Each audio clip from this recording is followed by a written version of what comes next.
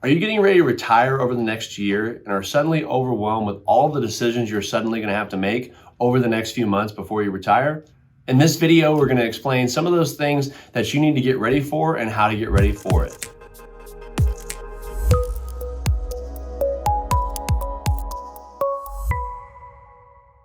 Hi everybody, thank you for stopping by the Financial Beat YouTube channel. For those of you guys that have watched our other videos, we typically have more of a structured topic. This is going to be covering, again, just someone's question that wrote in and is interested on how to get ready to plan for retirement. So this question is actually from Heidi up in Northern California. She's asking, I'm getting ready to prepare for retirement. I'm retiring in the next year, and I'm suddenly overwhelmed with all of the upcoming topics that I'm going to have to make decisions on. And what is the right structure, or what do I need to make decisions on first before retiring? And for a lot of you guys watching this video, you might have that same, type of anxiety before you're getting ready to retire to make sure.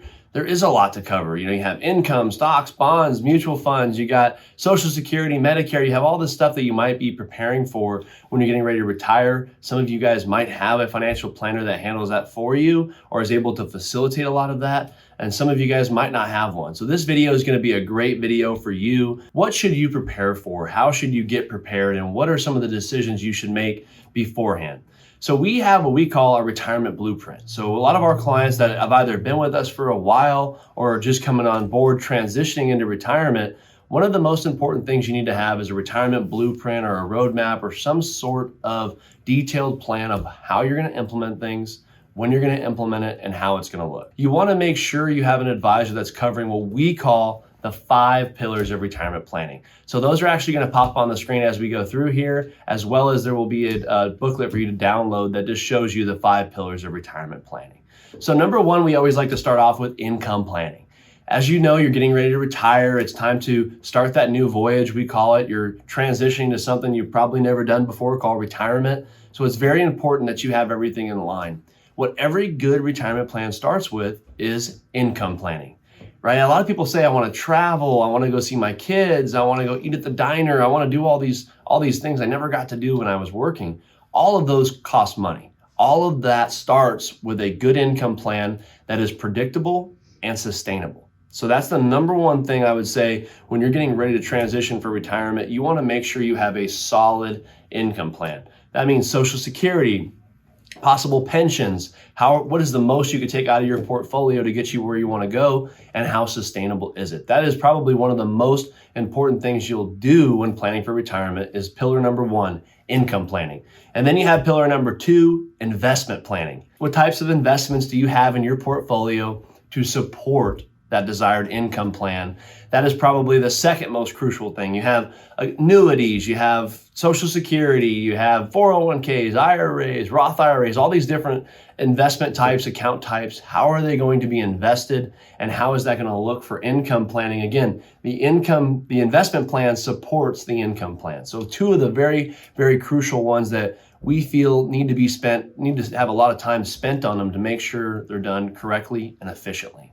Then pillar number 3 is one that typically a lot of people don't spend a lot of time on. And to me, it's a very big one. It's called tax planning. So many of you have different types of accounts, IRAs, Roth IRAs, taxable accounts, a lot of different account types, Social Security, that are all structured differently. And a lot of you might not know the tax implications on them.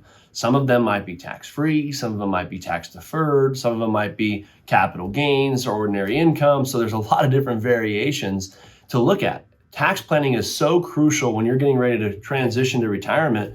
You know how much your income is going to be, but do you know the tax impact of that income is really important. So you want to make sure, again, you're working with a good financial advisor and a CPA. I am not a tax professional, but I do believe it's very important to know a lot about taxes and partner with tax advisors or tax professionals that are able to implement some of the strategies so you can have a really good idea of what your impact is on taxes in retirement. Then you have the 4th pillar. For some of you guys really getting ready to take the plunge over the next few months is healthcare planning.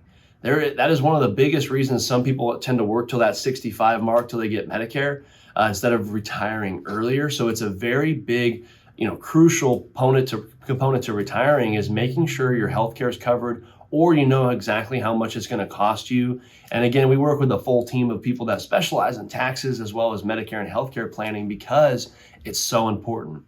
The other small part I like to I call it basically 4.0 of healthcare planning, is you really want to make sure you look at long-term care costs. That could be another one of your guys' biggest worries when you're planning for retirement, is how is long-term care going to fit in to this retirement plan? Again, a good retirement plan that has all 5 pillars covered should have a possible long-term care coverage scenario in there, whether you have a policy or whether you're able to structure income or other assets for down the road to supplement for long-term care. The last one, after we have those 4 pillars, again, those are the 4 most important as far as how are we going to get all this covered? How are we going to implement it? How is it going to look tax-wise? What's the investment lineup going to look like? Once we cover all that, the next most important is legacy and estate planning. So most of you guys watching the video probably have kids, you probably have charities or some sort of arena that you want your money to go to at some point. Some of you might want to spend a lot more of it in retirement than others. Some of you might want to spend less so you could pass on more to your heirs.